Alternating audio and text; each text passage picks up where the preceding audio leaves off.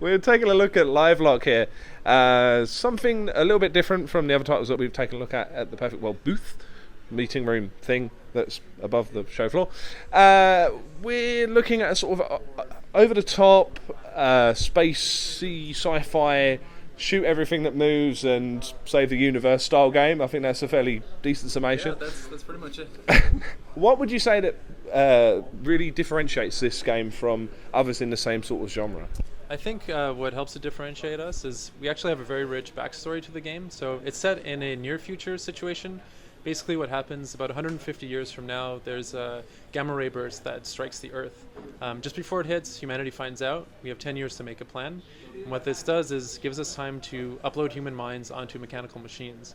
So basically when you play in Livelock, we have 3 different characters that you can play from. Each character has their own arsenal, their weapons and special abilities, but they have their own unique human personality.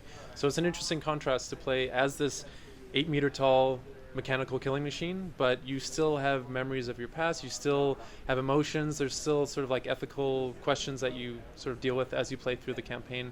So I think that helps. It's an interesting contrast that our game has that many games necessarily don't have. Cool, and I've noticed a lot of games have this sort of aesthetic or sort of vague storyline, or you know, like the kind of idea of minds being uploaded into the internet.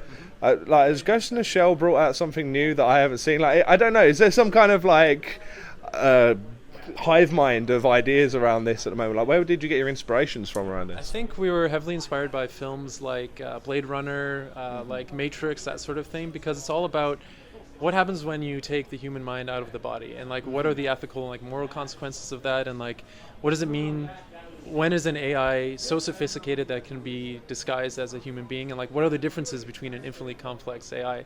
So obviously our game is much more action oriented. For those players that are super action centric, they want to play the game, they want to blow up some robots, we totally allow the players to do that. But there is this really rich backstory that you learn about as you play through the game, as you read the dialogue windows that pop up. We also have audio logs that are hidden, scattered throughout the levels.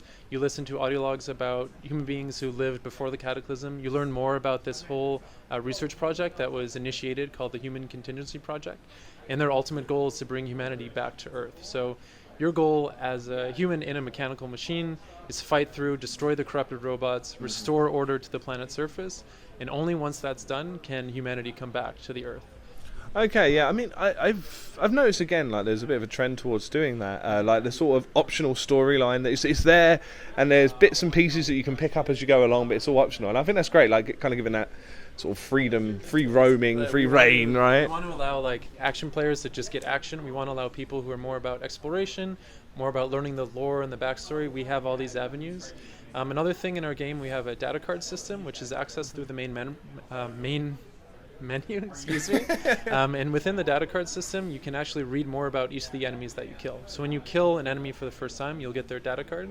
As you continue to kill that particular type of enemy, the data card will unlock further and give you more information. So it's all lore.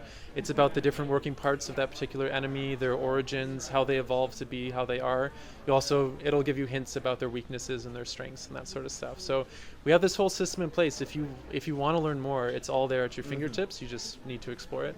Yeah, that's I don't know. I really dig that because I'm one of those people that likes to explore every sort of stone and turn every stone over. But then I know people that are just as likely to just point towards Stu behind the camera, just as likely to go in and just like kind of kick things in the shins and go along with it.